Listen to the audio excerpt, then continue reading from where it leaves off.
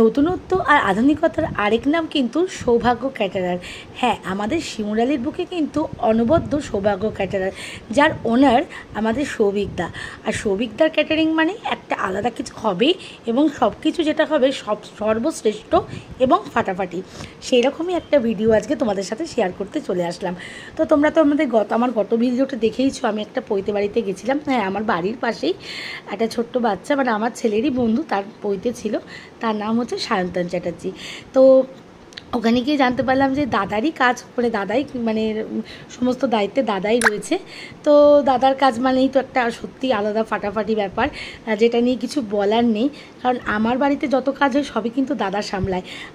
আর দাদাকে দায়িত্ব দিয়ে দেওয়া মানে ব্যাস, কোনো চিন্তার কোনো কারণ নেই। দাদা এমনভাবে কাজটাকে সম্পন্ন করবে, আর কিভাবে আরও মানে নতুনত্ব করা যায়, কিভাবে আরও সুন্দর করে করা যায়, সবটাই কিন্তু দাদা খুব সুন্দর করে প্রেজেন্ট করে।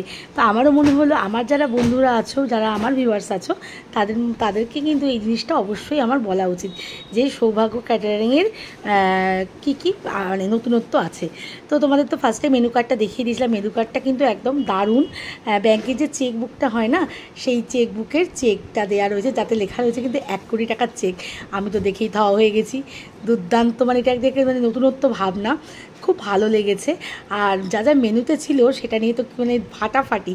আর যেহেতু পৈতের দিন নিরামিষই হয় পৈতের দিন, তো আমরা সবাই ভিক্ষা দিয়েছিলাম। আর ভিক্ষা দেওয়ার পর কিন্তু আমরা যথারীতি খেতে বসে গেছিলাম।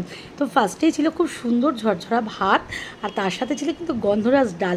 এই ডালটা নিয়ে বলি, ডালটা কিন্তু এত ভালো হয়েছিল গন্ধরাজ ডালটা।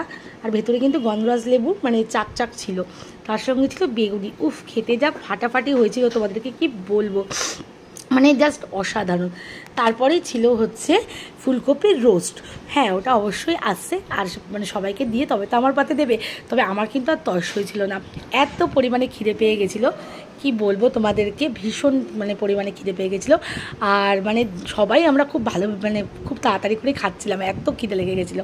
তো তারপরে ফুলকপির রোস্ট তোমরা দেখলেই। তারপরে চলে এসেছিলো কিন্তু ছানার ডালনা, মানে এক্সেভারকার এগ যাকে বলে, ফাটাফাটি। তারপরেই ছিল হচ্ছে ফ্রুট চাটনি। চাটনিটাও খুব দারুণ, খুব সুন্দর। তারপরেই ছিল পাঁপড় ভাজা চাটনির সাথে, আর চাটনি দিয়ে পাঁপড় খেতে কিন্তু দারুণ লাগে। এরপরেই যেটা সবচেয়ে স্পেশালিটি দাদার মিষ্টিটা উফ, এত সুন্দর মিষ্টি, এই ক্ষীরের কালাকারটা কি বলবো, দুর্দান্ত। তারপরে ছিল কিন্তু এই যে এটাকে দেখছো কি বলো তো, এটা হচ্ছে আমদই। এটা কিন্তু আরও সুন্দর। আমার ছেলের পৈতেতেও দাদা কিন্তু এই আমদইটাই করেছিল, এটাও দারুণ।